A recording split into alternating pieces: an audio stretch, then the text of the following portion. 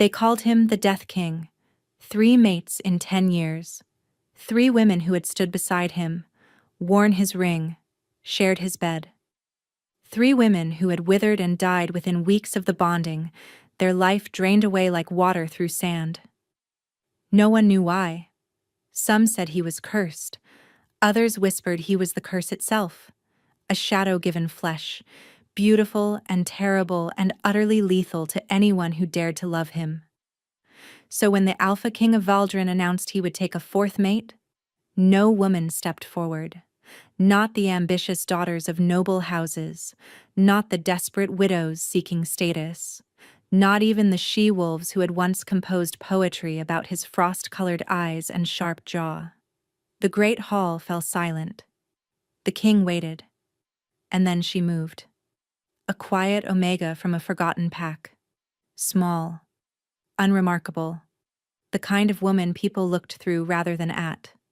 She had no beauty to speak of, no dowry, and no name worth remembering. She was nothing. Yet she walked toward the Death King while every other woman fled. "You understand what you're doing?" His voice was ice itself. "Every woman who is bonded to me has died." "Yes, Your Majesty." "Then why?" She lifted her chin, meeting his gaze when no one else would. "Because some fates are worse than death." He should have refused her, should have sent her away for her own protection. Instead, he made her a vow. He would marry her, crown her, and give her everything a queen could want, but he would never touch her, never be alone with her, never let her close enough for the shadow inside him to reach her. Neither of them understood how impossible that vow would be. The great hall of Valdrin had been built for war. Stone pillars thick as ancient oaks supported a ceiling lost in shadow. Banners bearing the kingdom's sigil, a wolf's head wreathed in thorns, hung motionless in the still air. The windows were narrow, arrow slits that let in more darkness than light. It was not a place designed for ceremony. Yet here they were.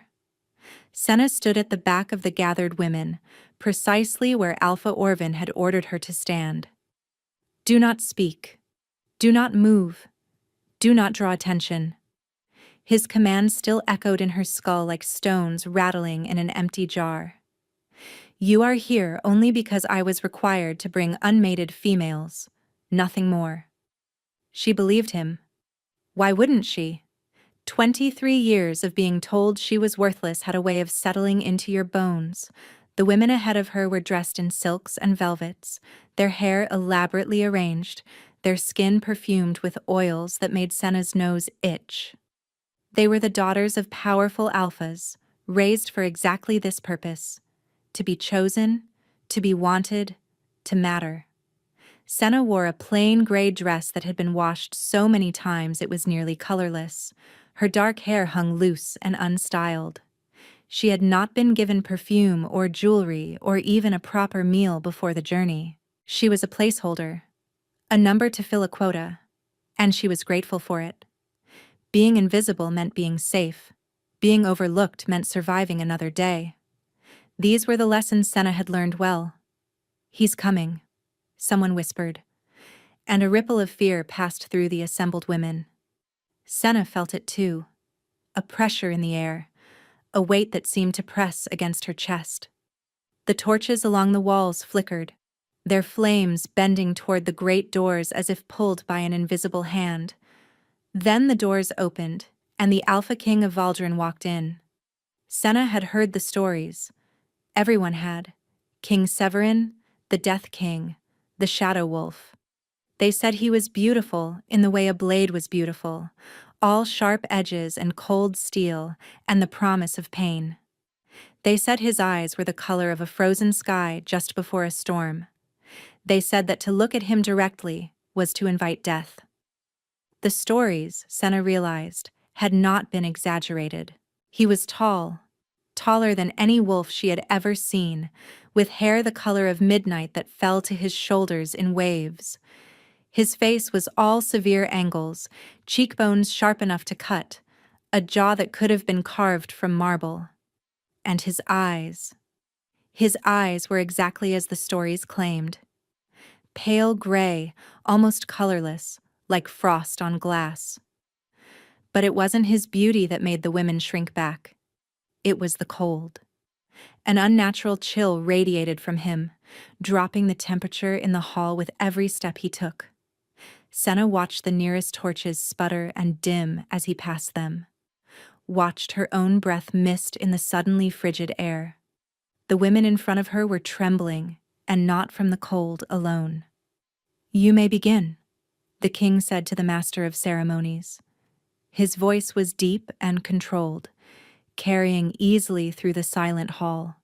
The master of ceremonies, a thin, nervous man with ink-stained fingers, cleared his throat. "Your Majesty, as per the council's requirements, you must select a mate from among the eligible females presented today. Each alpha has brought their unmated women of breeding age. Shall I introduce them?" "That won't be necessary."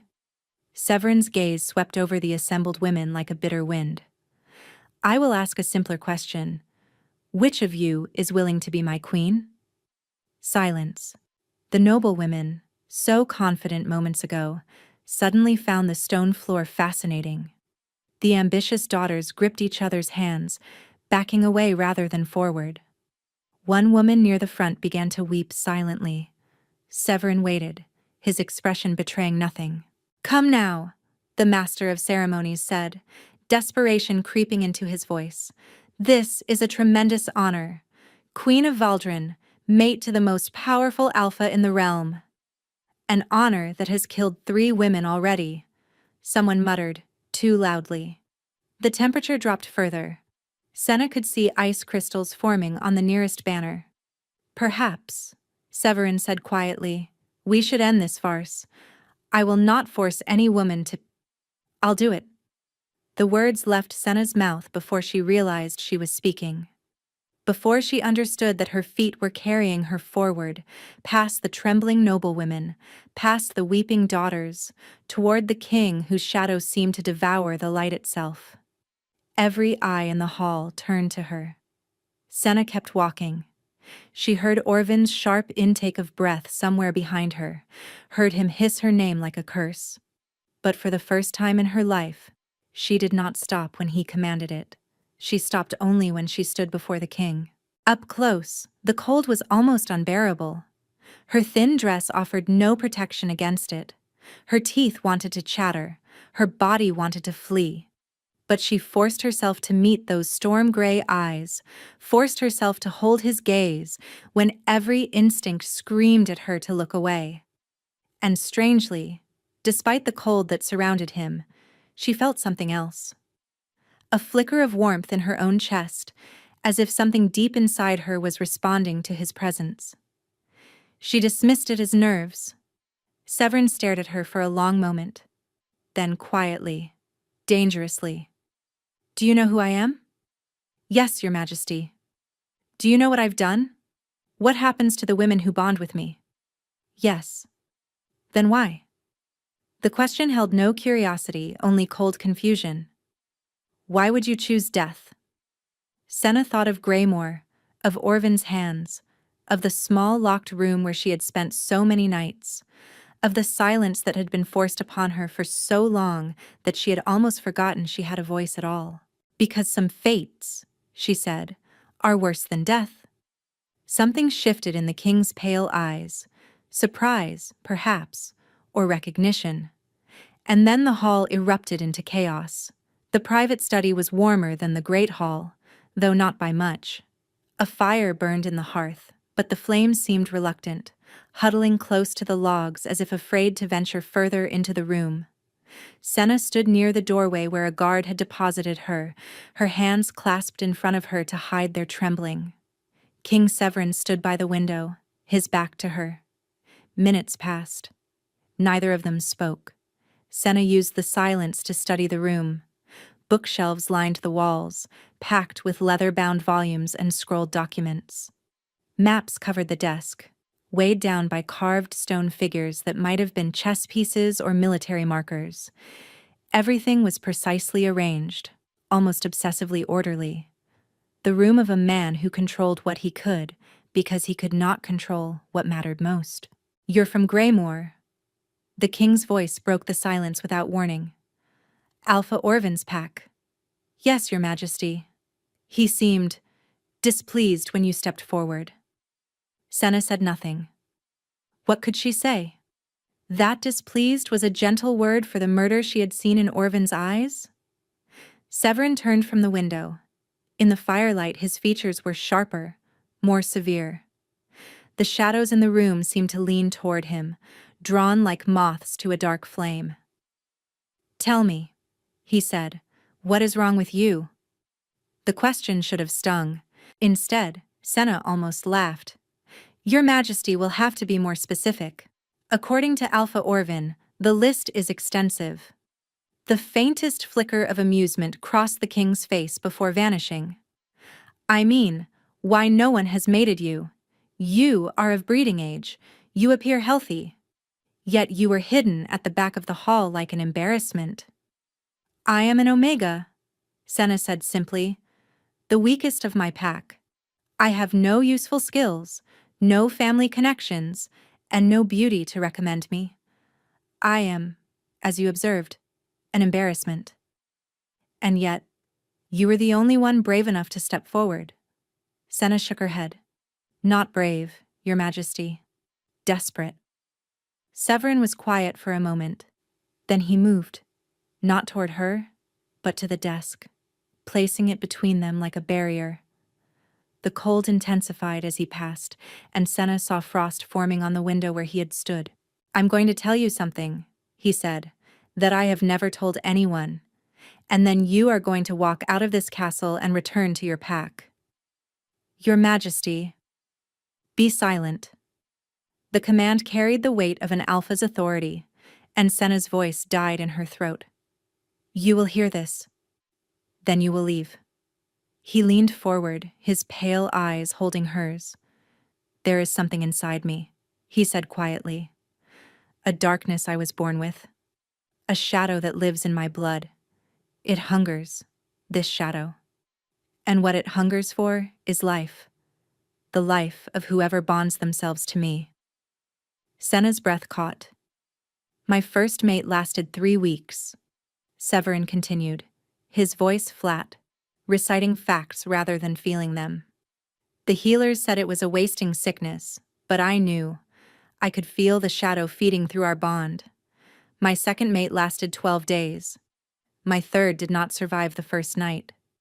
His hands gripped the edge of the desk, and Senna saw ice spreading from his fingers across the wood. "I am not being poetic when I call myself the Death King. I am being literal. To bond with me is to die." He looked at her. "Do you understand now?" Senna understood. She understood that he was not a monster who killed for pleasure, but something perhaps more tragic. A man cursed to destroy what he touched. "I understand," she said. "But I still wish to stay." Severin stared at her as if she had spoken in a foreign language. "You wish to die?" "No." Senna took a breath. "I wish to escape. Whatever fate awaits me here, your majesty, it will be kinder than what waits for me in Greymore. You cannot know that. I can." She held his gaze. "You've just told me you want to protect me. You've warned me, given me a choice, and tried to send me away for my own safety." Her voice wavered slightly. "No one in Greymore has ever done that." The king was silent for a long moment. "If you stay," he said finally, "I will not touch you. Not once. We will not share chambers. We will rarely share the same room. I will keep my distance always, because distance is the only thing that weakens the shadow's pull." "I accept." "We will not be husband and wife in any true sense. You will have the title, the crown, the privileges, but you will have a stranger for a mate." "I accept." "And I will never—" He stopped, his jaw tightening. "I will never allow myself to feel anything for you, because feeling is what feeds it.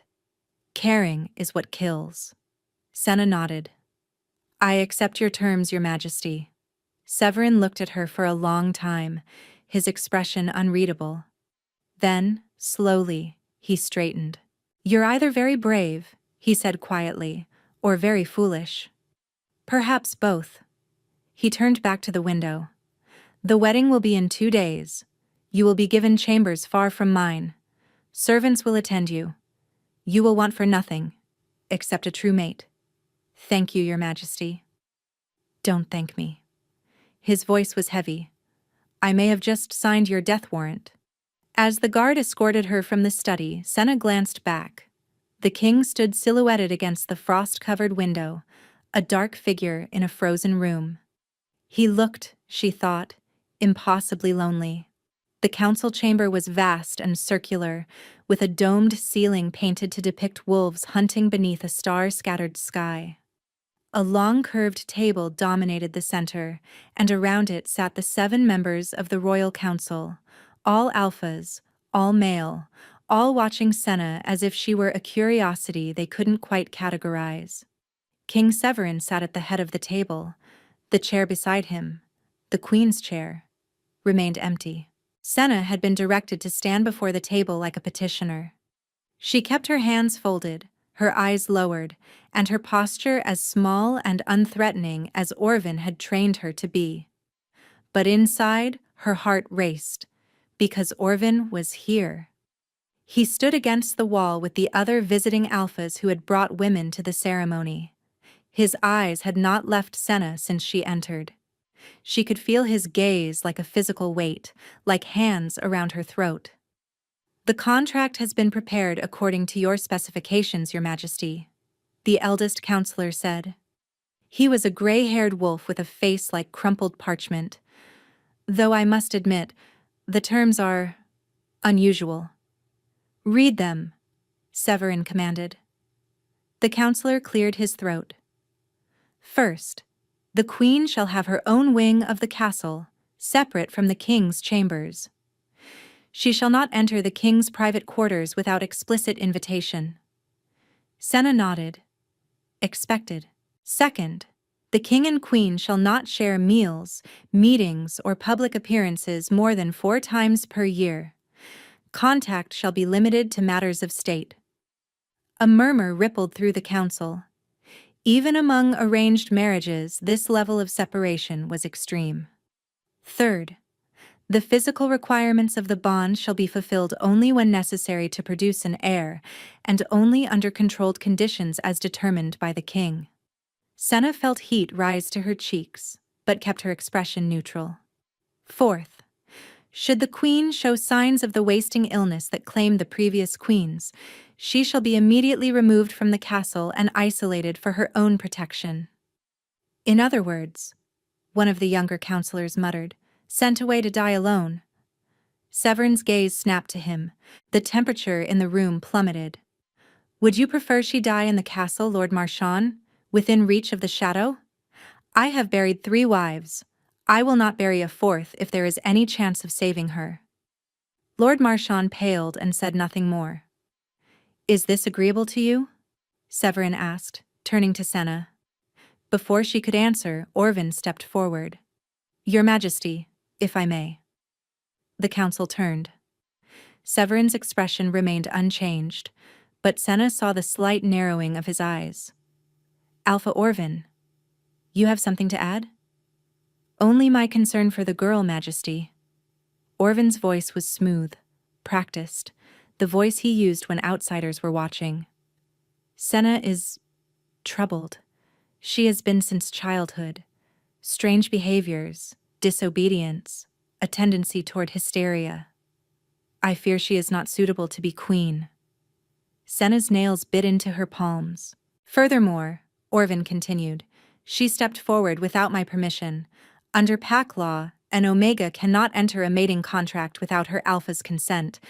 I would be within my rights to reclaim her." "Reclaim?" Severin repeated the word as if tasting something foul. "She is not property, Alpha Orvin." "With respect, Your Majesty, pack law says otherwise. Unmated Omegas belong to— Pack law does not supersede the king's law." Severin's voice cut through Orvin's like a blade through silk. And the king's law says that any woman who voluntarily offers herself as a mate to the crown becomes a ward of the crown from that moment forward. Orvan's smooth mask flickered. Your Majesty, I must protest. This girl is unstable. She is not fit. I wasn't speaking to you. Severin turned to Senna. His pale eyes found hers, and for a moment, she forgot the cold, forgot the fear. I was speaking to my future queen. My future queen. The words hung in the air. The council members exchanged glances. Orvan went very still. Is this agreeable to you? Severin asked again. Senna looked at the contract, at the pages of limitations and restrictions and carefully measured distance. Any other woman would have been insulted. Any other woman would have demanded more. But Senna saw what the council did not. She saw a man trying desperately to protect her. She saw terms designed not to imprison her, but to keep her alive. She saw kindness disguised as coldness, care hidden beneath control. Yes, Your Majesty, she said clearly.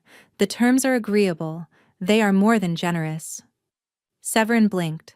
For just an instant, that cold mask slipped, and she glimpsed something beneath. Confusion, perhaps. Or wonder. Generous? One of the counselors echoed. To be kept at arm's length from your own husband? Senna turned to face the table. I have spent my life being kept close by those who meant me harm.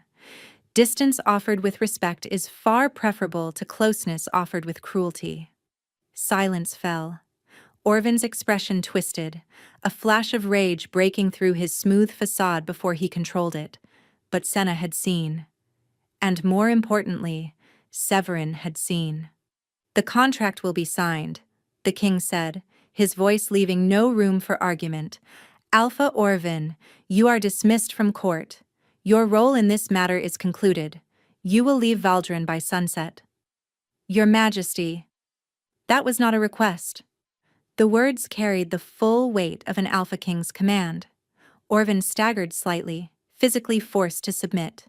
His eyes found Senna's, and the promise in them made her blood run cold. This isn't over, that look said.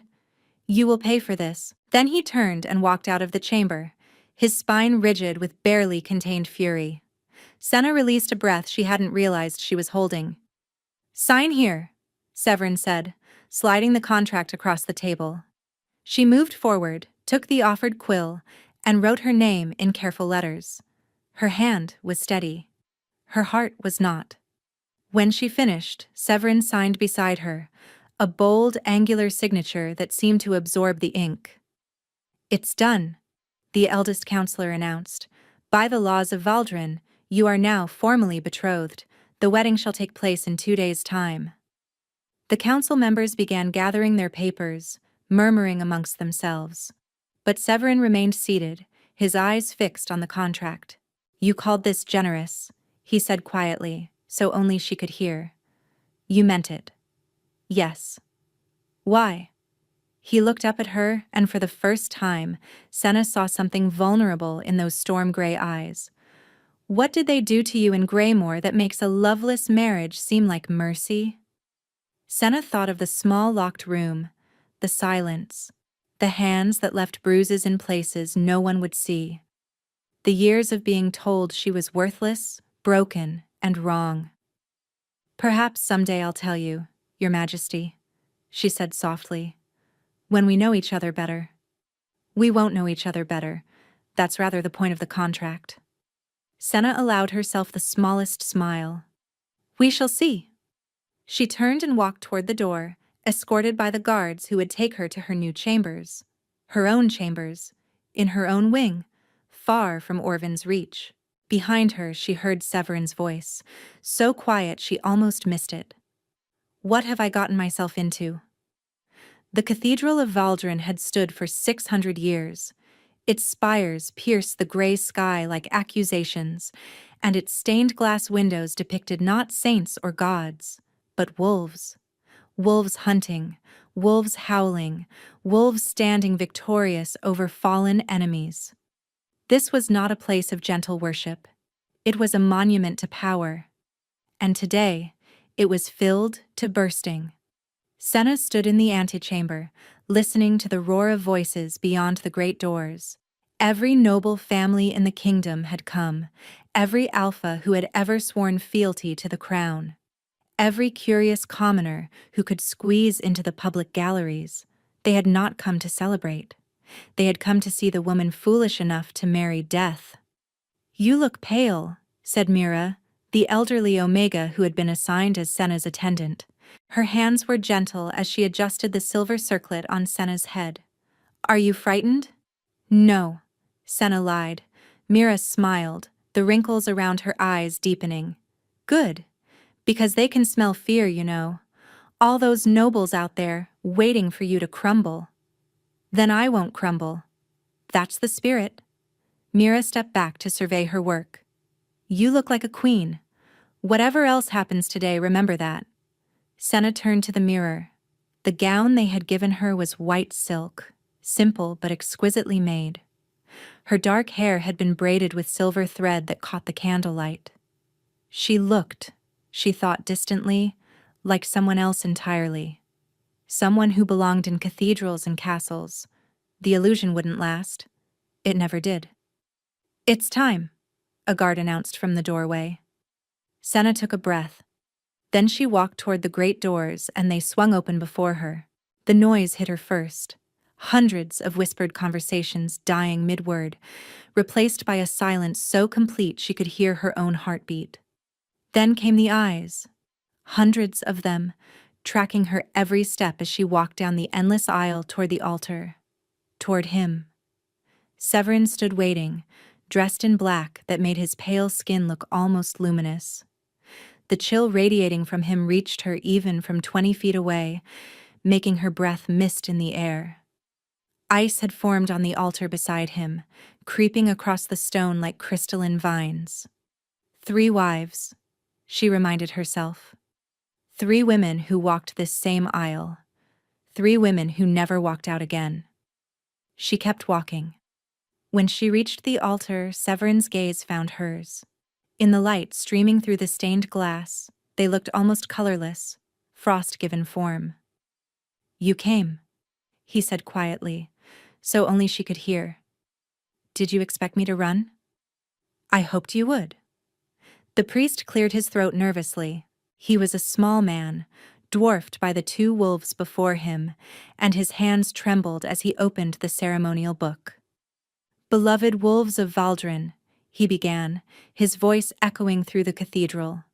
"We gather today to witness the binding of our king to his chosen mate." The words washed over Senna like distant thunder.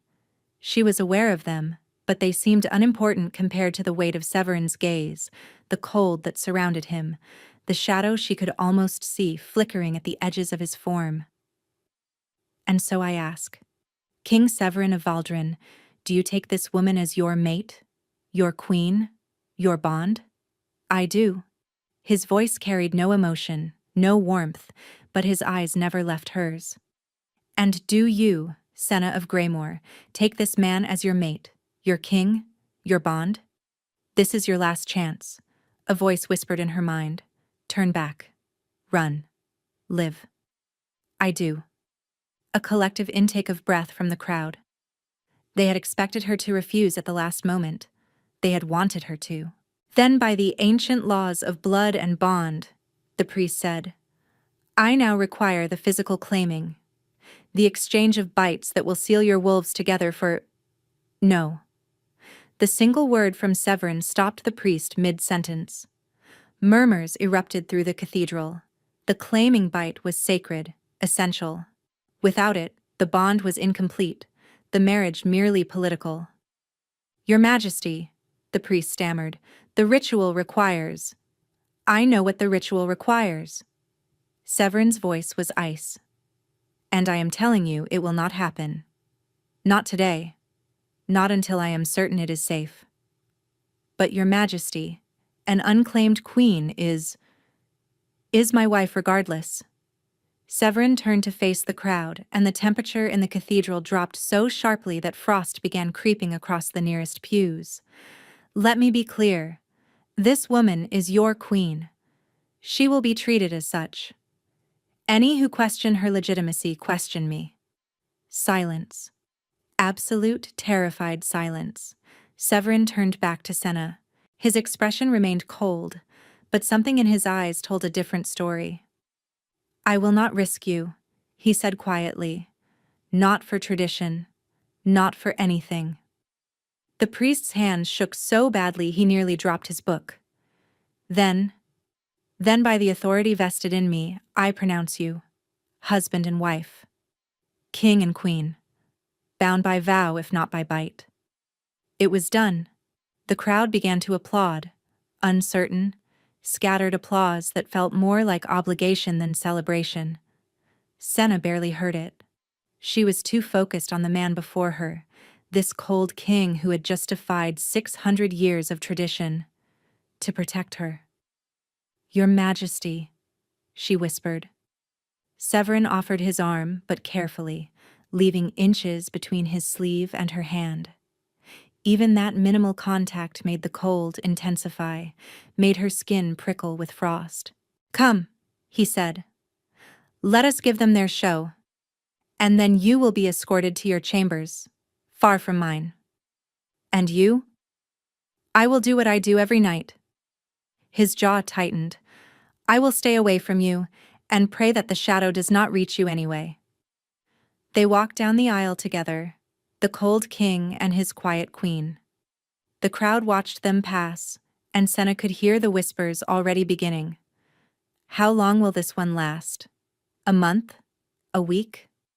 Poor thing doesn't know what she's gotten herself into. But one whisper stood out from the rest, spoken by an elderly woman in noble dress. Did you see the way he looked at her? The king has never looked at anyone like that. Senna held that thought close as the great doors closed behind them. The queen's chambers were larger than Senna had imagined. A sitting room led to a bedroom, which led to a private bathing chamber, which led to a small garden enclosed by high stone walls.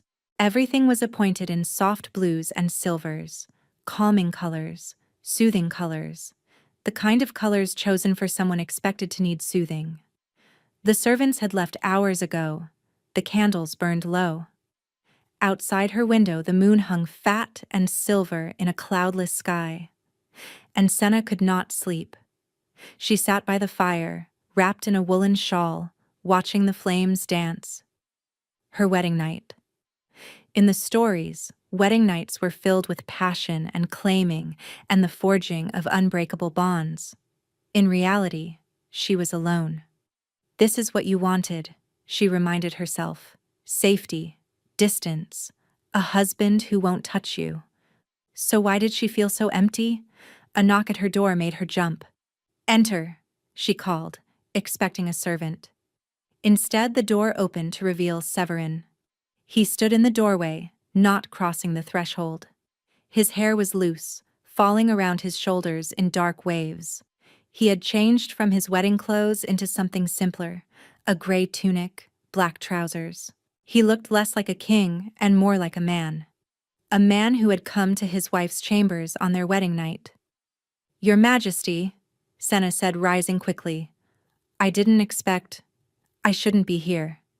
His voice was rough. I know the terms. I wrote them, but He stopped, jaw working. I needed to see that you were well. I am well. You're sitting alone in the dark on your wedding night. The candles are not dark. That's not what I meant. Senna studied him. He remained in the doorway, one hand gripping the frame as if physically preventing himself from entering. The cold emanating from him made the candle flames lean away, made her breath visible in soft white puffs. Would you like to come in? She asked. I should not. That wasn't my question. Severin closed his eyes. When he opened them again, vulnerability had replaced his careful composure. Yes, I would like to come in, and that is precisely why I must not. Because of the shadow. Because of what I might do to you without meaning to. He released the doorframe, stepping back. Every moment I spend near you, I can feel it stirring, hungry. It knows you're my wife now. It knows you're connected to me. Then why did you come at all? The question hung between them. I don't know, Severin admitted. I have asked myself that question for the past hour. I told myself I was checking on your welfare, ensuring the servants had attended you properly. But that's not... He exhaled, a harsh sound. That's not true. Senna took a step toward him. Don't. The word came out strangled. Please. The closer you get, the harder it is to control. She stopped. What does it feel like? The shadow? Cold. Always cold. His hands clenched at his sides. It lives where my heart should be. Where the warmth should be. My parents thought I was simply a cold child. Distant. Difficult.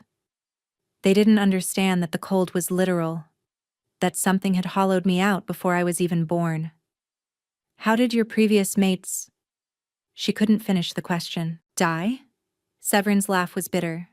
The same way everything dies in harsh frost. They froze. Slowly at first. Cold hands, cold feet. A chill they couldn't shake. Then faster. Ice in their blood, frost in their lungs. By the end, they were statues. Beautiful, and cold, and lifeless. Senna's throat tightened. And you felt it happening? Every moment, through the bond. His voice cracked. I felt their life draining into me, felt the shadow feeding on them, and I couldn't stop it. I tried. Gods know I tried. I isolated myself, refused to touch them, barely spoke to them. But the bond itself was enough. Simply being connected to me killed them. Yet you married again? 3 times. The council demanded heirs. The kingdom needed stability. His jaw tightened.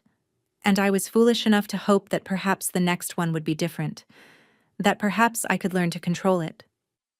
Can you? Control it? I don't know.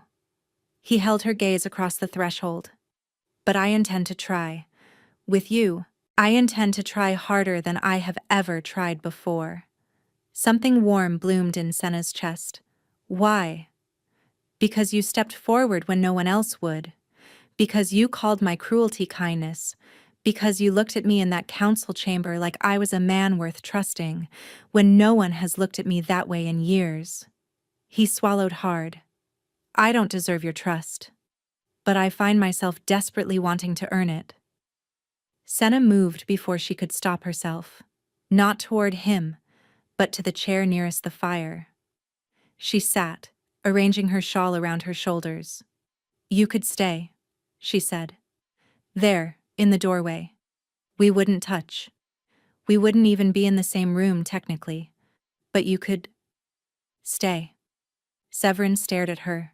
Just for a while, she continued. We could talk. I could tell you about Greymoor. You could tell me about Valdrin. We could be... strangers becoming less strange to each other.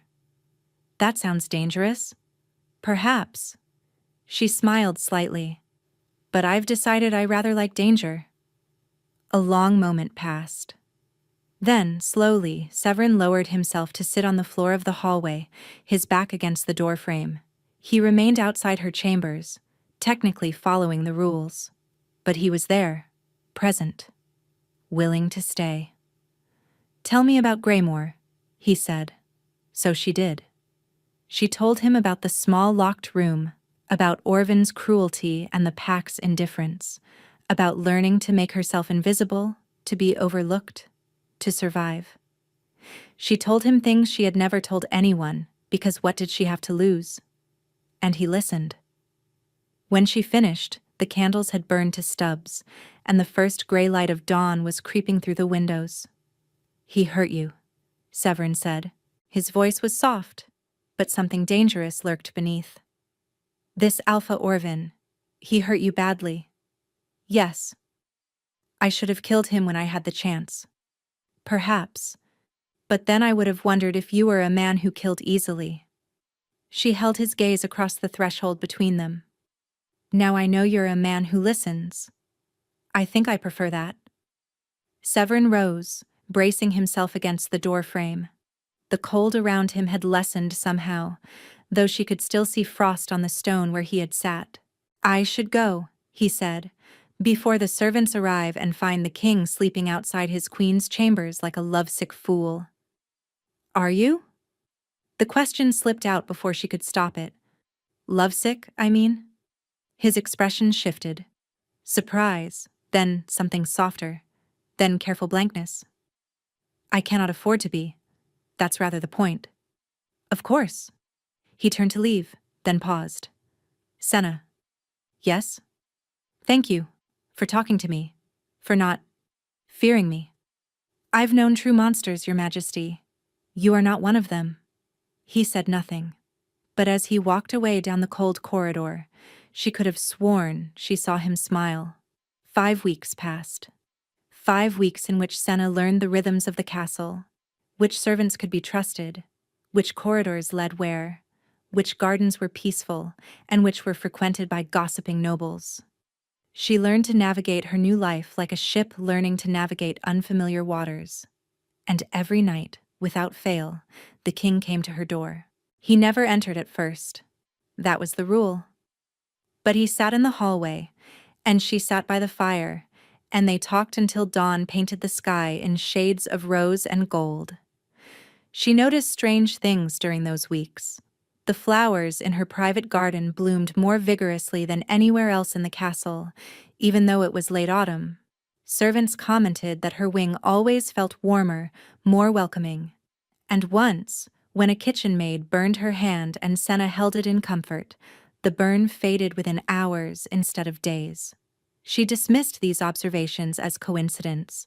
He told her about the burden of the crown, the endless negotiations, the petty squabbles between noble houses, the constant pressure to produce an heir when producing an heir might kill the woman carrying it.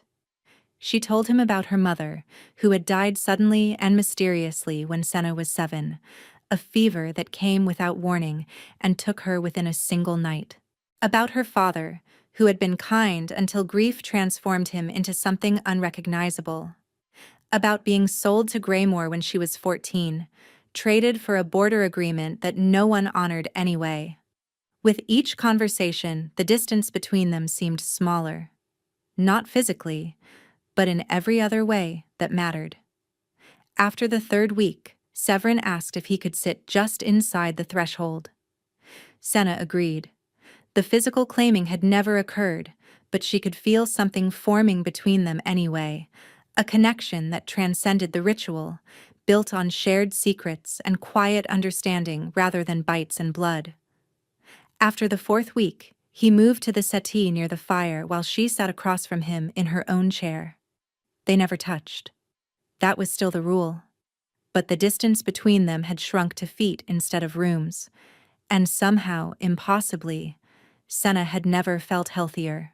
"Aldrich thinks I'm going mad," Severin said one evening, a rare smile playing at the corners of his mouth. "He's run out of explanations for why you're thriving instead of fading."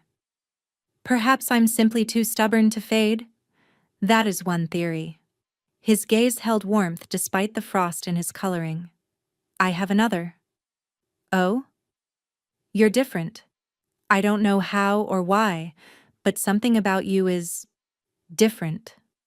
Senna felt that strange warmth flicker in her chest again, the same sensation she had felt the first time she stood before him. She still didn't understand what it meant. "The council met today," Severin said, his voice carrying an edge of frustration. "They're pressuring me again. About the heir." Senna looked up from her embroidery. "What did you tell them?" "That I would consider their concerns, which is diplomatic language for, go away and stop bothering me." He rubbed his temples. "They don't understand. They think I'm being stubborn, precious about tradition. They don't know about the shadow? No one knows except you." He looked at her through the firelight. "And my physician, who has been sworn to secrecy. The council thinks the previous queens died of a mysterious illness. They believe that with the right precautions, the right medicines, a 4th queen might survive. But you know better.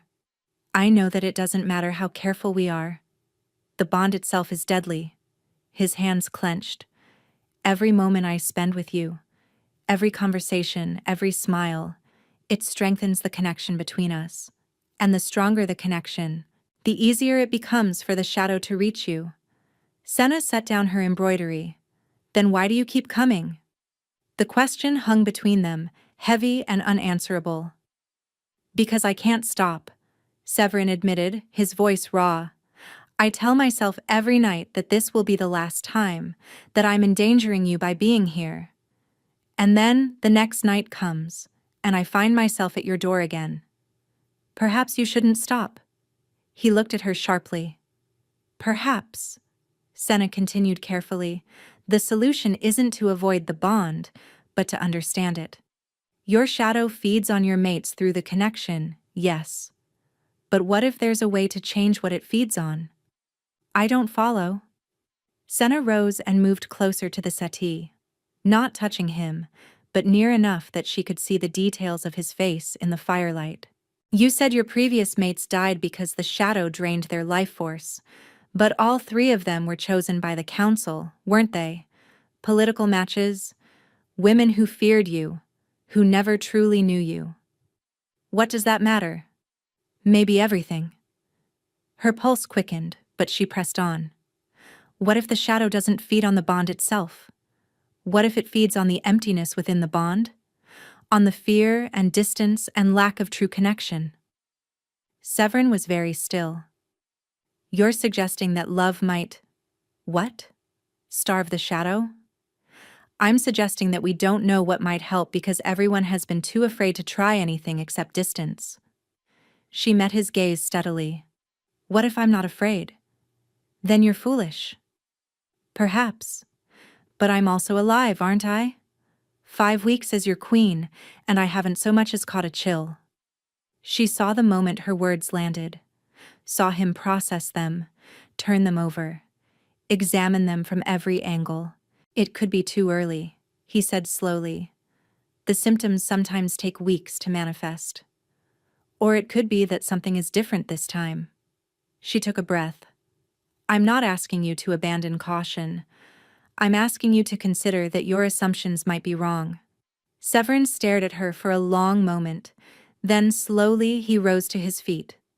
Come with me, he said. Where? The physician's quarters. If we're going to test your theory, we should at least document it properly. A ghost of a smile crossed his face. Consider it a scientific experiment. Senna grabbed her shawl and followed him into the corridor. For the first time, they walked side by side, still not touching, still maintaining distance but moving together rather than apart. Guards stared as they passed.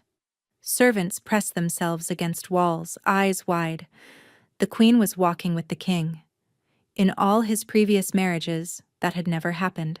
The physician, an elderly beta named Aldrich, was not pleased to be woken in the middle of the night. But when Severin explained what they wanted, his irritation transformed into fascination. Take her vitals, Severin commanded. Compare them to the baseline from her arrival. Look for any signs of the wasting. Aldrich examined Senna thoroughly. Pulse, temperature, the color of her skin, the clarity of her eyes. He asked her questions about fatigue, appetite, and sleep quality. He had her perform small tasks to test her coordination and strength. When he finished, his expression was puzzled. Well, Severin demanded. She's perfectly healthy, Your Majesty. Aldrich consulted his notes. In fact, she appears to be healthier than when she arrived. Her pulse is stronger. Her color is better. Her weight has increased appropriately. That's impossible. The data suggests otherwise. Aldrich looked between them. Whatever is happening in this marriage, it isn't following the pattern of the previous 3. Senna felt hope bloom in her chest, but she kept her expression neutral. It could still be too early to tell. It could, Aldrich agreed. But in my previous observations, the symptoms began appearing within the first week.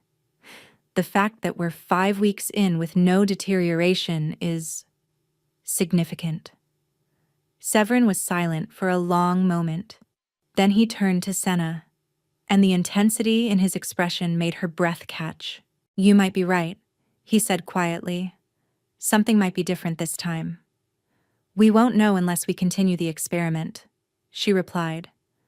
Unless we let the bond grow instead of fighting it. That's a considerable risk.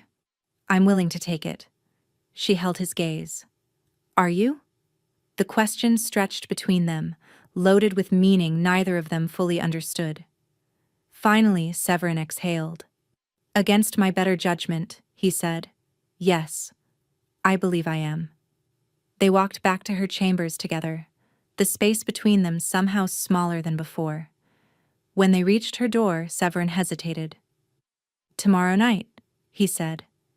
Instead of the hallway? May I come inside? Just to the threshold. Just a few feet closer.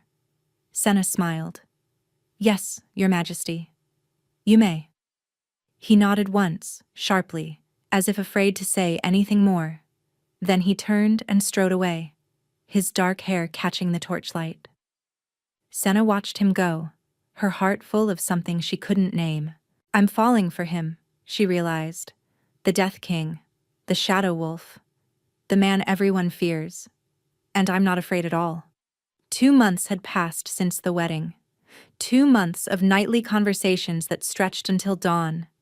2 months of Severin moving incrementally closer, first to the threshold, then to a chair just inside the door, then to the settee near the fire, while Senna sat across from him in her own chair. They never touched. That was still the rule.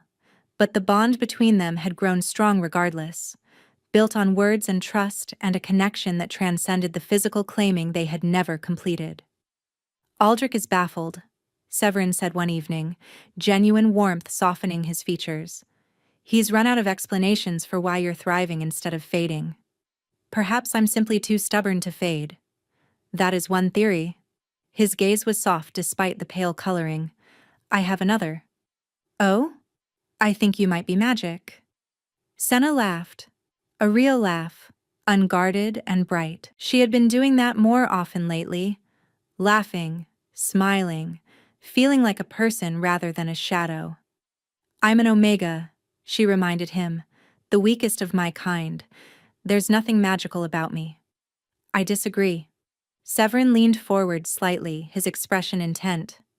You walked into a room full of terrified women and chose the monster.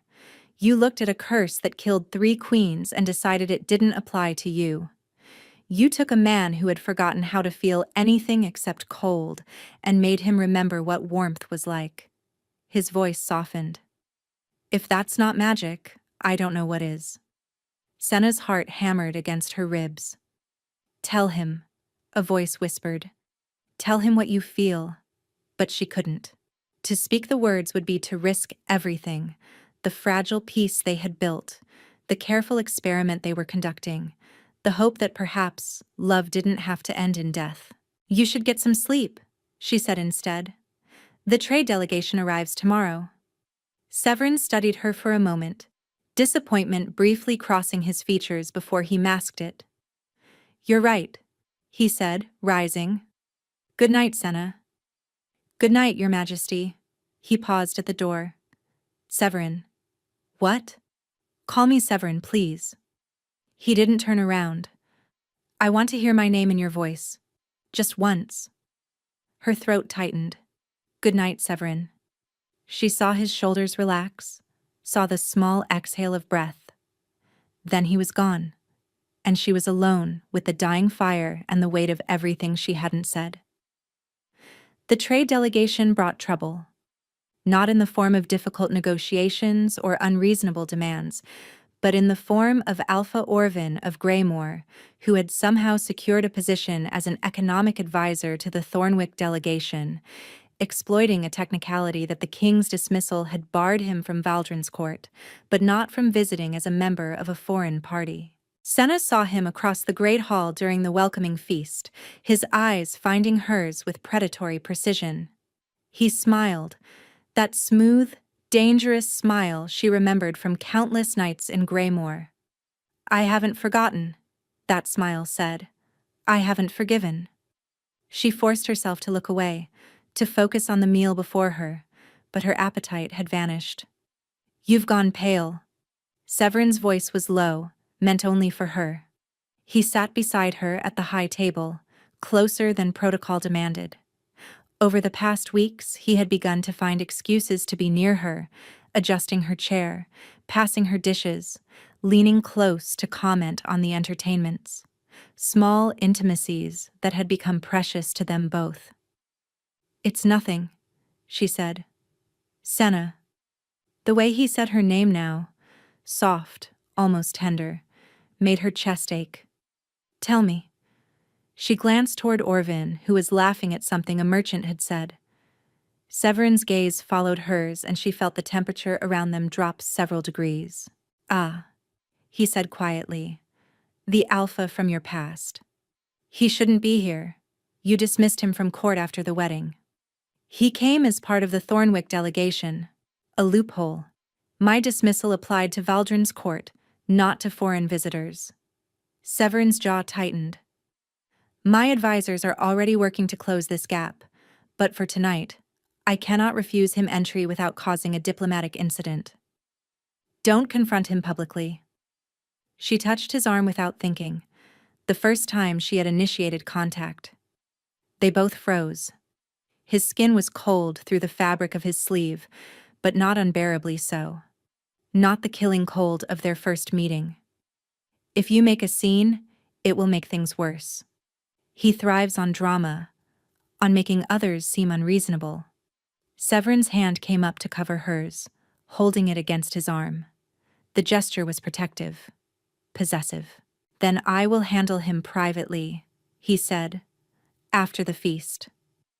"Severin, he hurt you." The words were ice and iron. "He made you believe you were worthless. He made you prefer death to returning to him." His pale eyes blazed. "I will not let him breathe the same air as you without consequence." Something broke open in Senna's chest, something she had been holding back for weeks. "I love you," she whispered. The words slipped out before she could stop them, before she could consider the danger, the implications, the possibility that speaking such things might feed the very shadow they had been starving. Severin went utterly still. "Senna," he breathed. "I know I shouldn't. I know the risk. But I can't." Her voice cracked. "I can't pretend anymore. You asked me once why I stepped forward at the choosing ceremony. I said I was desperate. And I was. But that's not the whole truth." "What is the whole truth?" "I saw you." Tears burned in her eyes. "I saw a man surrounded by fear and cold and loneliness, and something in me recognized something in you, like calling to like. I didn't step forward to escape, Severin. I stepped forward because some part of me knew that we belonged to each other." Severin's hand tightened on hers. His breath came faster, misting in the suddenly frigid air. "I love you too," he said, the words wrenched from him like a confession. "I've loved you since the night you told me about Greymore. Since you looked at my curse and called it an experiment. Since you made me remember what it felt like to want someone close instead of pushing everyone away." Joy blazed through Senna, bright and overwhelming, and then Severin screamed. His hand spasmed around hers, then released. He doubled over, clutching his chest, and the cold that poured off him was unlike anything she had felt before. Not frost, but the absolute absence of heat. The void between stars. "Severin!" She caught him as he fell, his weight bearing them both to the floor. Around them, the great hall erupted into chaos, nobles shouting, guards rushing forward, the trade delegation scrambling away from the spreading frost that crackled across the floor like lightning. "The shadow!" Severin gasped, his face contorted with pain. It knows." "What do I do?" Senna cradled his head in her lap, heedless of the cold that was numbing her hands, her arms, spreading through her body. "Tell me what to do." "Get away from me." His eyes were wild, terrified, not for himself, but for her. "It's feeding on me, on my feelings for you. If you stay close, it will—" "I'm not leaving you. You have to." He tried to push her away, but his strength was failing. Ice crystals were forming in his hair, on his eyelashes. His lips were turning blue. Please, Senna. Please. Don't let me kill you too. You won't. She held him tighter even as the cold burned her skin. You won't, because I won't let you. This curse has taken 3 women from you. It will not take a 4th. There's no cure? His voice was fading. I've looked. For years. There's no cure. Then we'll find one. She pressed her forehead to his, feeling the ice against her skin. Together. I promise you, Severin. I will find a way. His eyes fluttered closed. Senna, he breathed. And then he went limp in her arms. No. She shook him, slapped his face and screamed his name. But he didn't respond. His chest rose and fell in shallow breaths, and frost spread from his heart outward, freezing him from the inside. The king was dying. And somewhere across the hall, Senna heard Orvin laugh. They carried Severin to his chambers, which Senna entered for the first time. The room was sparse, almost monastic. A narrow bed, a single chair. No tapestries, no decorations, nothing that might be damaged by the permanent chill that clung to the king. It was the room of a man who had given up on comfort, on warmth, on life. Senna refused to leave his side. Your Majesty, Aldrich said gently, you must rest. The cold is affecting you as well. She looked down at her hands. They were pale, bloodless, the fingers tinged with blue. Frost clung to her hair and eyebrows. Every breath hurt. But she was not dying. Not yet. The previous queens, she said. How long did they survive after the shadow awakened? Aldrich hesitated. The first lasted 3 weeks. The second, 12 days. The third? He swallowed. Hours. And the king? How long before the shadow consumed him completely? We don't know. He's never... Aldrich stopped, understanding dawning. The shadow has never activated this strongly before. The previous queens died before it could fully manifest in him. Because they didn't love him. Senna stroked Severin's frozen cheek. They feared him. They kept their distance. But I didn't. And now the shadow is feeding on his love for me, on the strength of our bond. Your Majesty, what are you suggesting? I'm suggesting that if the shadow is feeding on love, then love is the key. She looked up at Aldrich. Everything Severin tried before was about starving the shadow, avoiding connection, maintaining distance. But what if that was wrong? What if the shadow isn't defeated by absence but by presence, by something stronger than itself? What could be stronger than a curse that has killed every queen for 4 generations? Senna thought of her mother, who had died when she was 7, of the stories her mother had told her, the songs she had sung, songs about light and warmth, and the power of things that refused to be extinguished. Songs that had made flowers bloom in their small garden even in the depths of winter, and that sudden, mysterious fever that had taken her in a single night.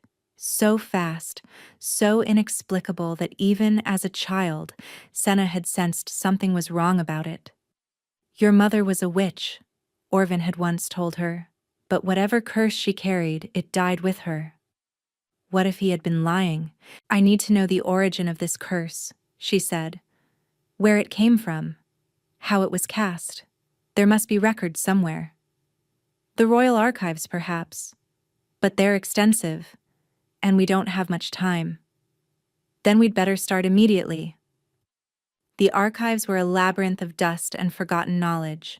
Senna worked through the night, pulling down volume after volume, searching for any reference to the shadow curse. Servants brought her candles when the old ones burned out, brought her food she didn't eat, brought her blankets she didn't feel. All she felt was cold. It was seeping into her bones now, spreading from the place where the bond connected her to Severin. The shadow was reaching for her through their connection, just as it had reached for the previous queens. But Senna was still alive, still searching, still refusing to give up. Near dawn, she found it. A journal, brittle with age, written in a cramped hand that was difficult to decipher. The personal diary of Queen Lysara, Severin's great-great-grandmother, and the first queen to die of the shadow.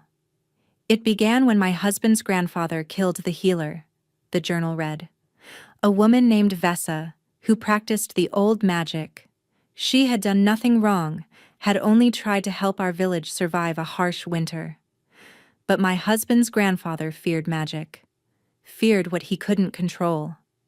So he had her burned. Before she died, Vesa cursed our line. "Your descendants will know the cold they have made me suffer," she said. "They will carry winter in their hearts. And every time they dare to love, that love will kill whatever it touches." Senna's breath caught. My husband did not believe in curses. He thought the woman's words were empty spite. But I saw the change in him after our wedding, the cold that crept into his eyes, the frost that formed on his pillow while he slept, and I felt my life draining away, siphoned through our bond to feed the darkness inside him. I am dying as I write this. I have perhaps a week left. But I have been researching Vesa's lineage, hoping to find a way to break the curse. What I found instead was a possibility. Vesa had a daughter, a girl she sent away before her execution, sent to a small, forgotten pack in the eastern mountains, a pack called Greymoor. Senna's blood turned to ice. She read on, her hands trembling. The daughter carried her mother's gift, not dark magic, but light, the power to heal, to warm, to mend what is broken. If the curse can be broken at all, it will be broken by one who carries Vesa's light. I pray such a person exists. I pray they find my husband's descendants before it is too late. I pray they are stronger than the darkness. The journal fell from Senna's numb fingers. Greymoor, her pack, the place she had been born, raised, and eventually sold away from. And suddenly other memories surfaced with startling clarity. Her mother singing songs that made flowers bloom in the dead of night. Her mother's hands, always warm, always healing. The way plants seemed to grow stronger when Senna was near, even now. The burn on the kitchen maid's hand that had healed impossibly fast after Senna held it. The warmth that her servants always commented on in her wing of the castle. Like calling to like, she had said to Severin. Something in her had recognized something in him. Light recognizing shadow, the cure recognizing the curse. That was the warmth she had felt in her chest when she first stood before him, not nerves, but something far deeper. Her power awakening in the presence of the very darkness it was born to defeat. And her mother's death, that sudden, inexplicable fever that had taken her in a single night. Not illness at all, but murder. Someone silencing a light-bearer before she could pass on her knowledge. Your mother was a witch, Orvin had told her once, when she was too young to understand the hatred in his voice. But don't worry. Whatever curse she carried, it died with her. You're nothing special, little Senna. Nothing at all. But what if she was? What if Orvin had known all along? What if he had killed her mother not out of fear, but to prevent Senna from discovering her own power? What if he had kept Senna small and weak and worthless because he knew that if she ever realized the truth, she would be the one thing that could threaten him? Your Majesty? Senna looked up. A guard stood in the doorway, his expression grim. Alpha Orvin is requesting an audience. He says he has information about the king's condition.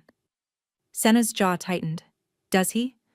He says he knows how to save His Majesty, but he'll only tell you. Alone.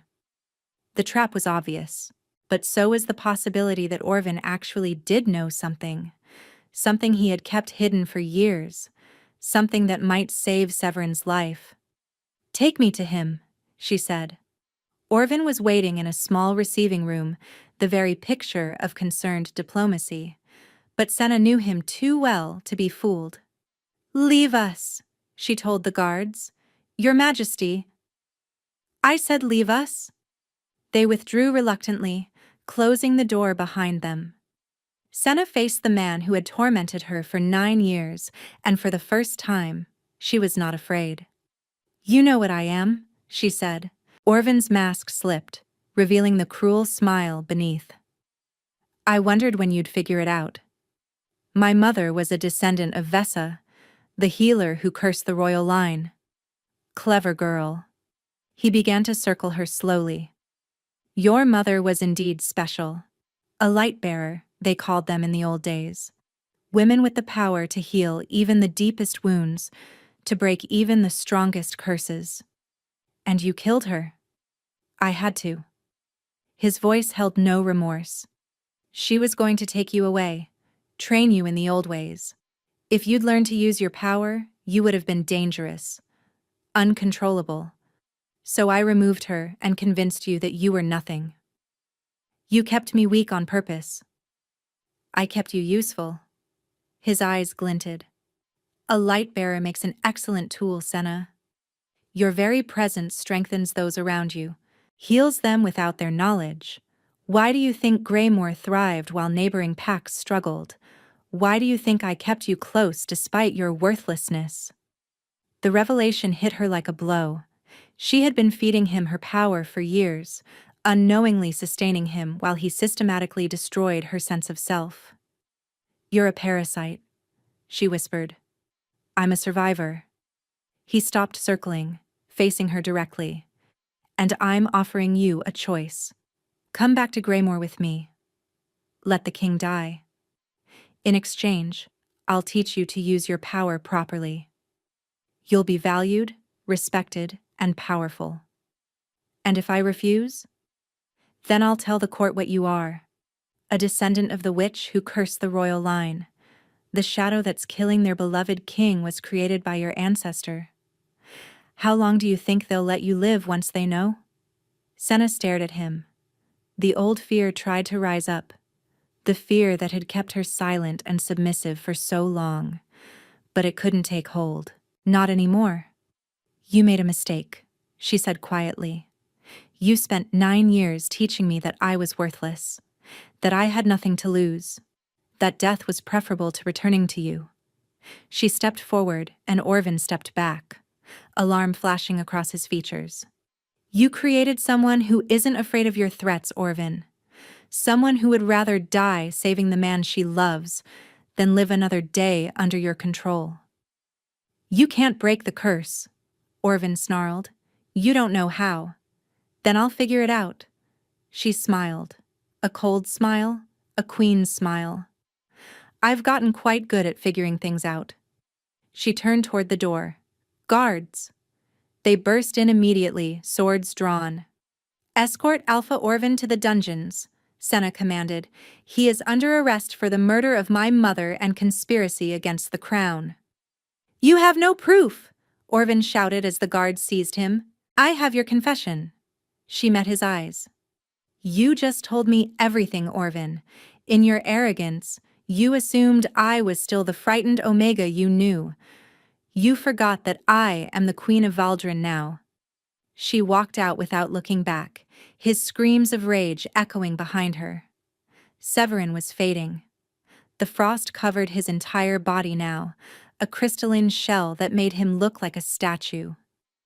His heartbeat was barely detectable, his breathing so shallow it was nearly invisible. But Senna could still feel him through the bond. A thread of connection, thin and fraying, but present. "I know what I am now," she whispered, taking his frozen hand in hers. "I know what you need." She closed her eyes and reached for something she had never known existed. A warmth deep inside her, buried beneath years of suppression and self-doubt. It was faint at first, barely a flicker, but as she focused on it, fed it with every good memory she had, every moment of joy and love and hope, it began to grow. She thought of her mother's songs, of Severin's smile when he thought she wasn't looking, of the nights they had spent talking until dawn, of the moment she had stepped forward at the choosing ceremony, not from desperation alone, but from recognition, like calling to like. Now she understood. Her light had recognized his shadow. The cure had found the curse. That was why she had felt no fear when she stood before him. That was why she alone had survived where others had died. The warmth built and built, filling her chest, spreading through her limbs. Her skin began to glow with a soft golden light, the light of healing, of hope, of love, stronger than any curse. She pressed her lips to Severin's frozen mouth. Light poured from her into him, blazing through their bond like sunrise after endless night. The shadow inside him shrieked. She could feel it fighting, clawing, and trying to hold on. But it was no match for what she carried. No match for generations of light passed down from mother to daughter, waiting for this moment. The ice began to melt. First his lips, warming beneath hers, then his face, his chest, his hands. Color returned to his skin, his heartbeat strengthened, his breathing deepened. And the shadow, the darkness that had haunted his bloodline for 4 generations, dissolved like frost in sunlight, leaving nothing behind but warmth. Severin's eyes opened. "Senna," he breathed. "I'm here." Tears streamed down her face, but she was laughing. "I'm here, and you're alive, and the curse is broken." He reached up to touch her face, and his hand was warm, warm for the first time in his entire life. "How?" he whispered. "Love," she said simply. The curse was born from hatred and cold. It could only be broken by its opposite. Severin pulled her down to him, wrapping his arms around her with a strength that surprised them both. They lay tangled together on his narrow bed, both crying, both laughing, both alive. "I love you," he said against her hair. "I know." She pressed closer to him, feeling his heart beat strong and steady beneath her ear. "I love you too." 6 months later. The gardens of Valdrin were in full bloom. It was the first true spring the kingdom had seen in generations. Without the shadow's influence, the eternal chill that had clung to the castle had finally released its grip. Flowers bloomed where frost had once been. Songbirds returned to trees that had stood barren for decades. And in the center of the garden, surrounded by roses, the king and queen sat together. Senna's hand rested on her swelling belly, where their child grew strong and healthy. Severin's arm was wrapped around her shoulders, his warmth a constant comfort. On her neck, fresh but healed, was the claiming bite he had given her 3 months ago, completing the bond that had formed between them long before any ritual could capture it. "The council approved the new academy yesterday," he said. "The first school for light-bearers in 400 years. They're calling it the Vesa Institute." Senna smiled. I think she would have liked that. Her curse ended up bringing about the very thing she wanted. A world where those with the old magic are taught and protected, not feared and burned. Her descendants will be honored there. Starting with you. Starting with our daughter. Senna touched her belly. "Aldrich says she carries the light too. He could feel it when he examined me." Severin's hand joined hers, cradling the life they had created together. "A light-bearer princess. The nobles will be terrified." "Good. They should learn to respect what they once feared." A guard approached, bowing low. "Your Majesties, you have visitors. Your sister is here, Your Majesty, with her pups." Senna's face lit up. After Orvin's arrest, Greymoor's entire structure had crumbled, revealing secrets hidden for decades, including the existence of Callista, a half-sister Senna had never known. Another of Orvin's victims, another woman he had kept hidden and controlled. Senna had personally overseen the pack's reorganization, ensuring that those who had suffered under Orvin's rule were protected and freed. "Send them in," Severin said. As children's laughter filled the garden, Senna leaned into her husband's warmth and closed her eyes. She thought of the choosing ceremony, where she had been the only woman brave enough, or desperate enough, to step forward. She had expected death. She had hoped for escape. Instead, she had found love, family, purpose, home. "What are you thinking about?" Severin murmured. "The beginning." She opened her eyes to smile at him. "How I walked toward you expecting nothing and found everything." He kissed her temple, his lips warm against her skin. "I was thinking the same thing." The children tumbled into the garden, shrieking with delight at the flowers and butterflies. Callista followed, her face relaxed in a way Senna had never seen at Greymoor. The guards stood at respectful distances, no longer radiating wariness around their king, but genuine loyalty. Everything had changed. Everything was warm. And as the sun set over Valdrin, painting the sky in shades of gold and rose, the quiet Omega who had stepped forward when no one else would leaned against her king and watched their future unfold. Neither of them had expected love, but love had found them anyway.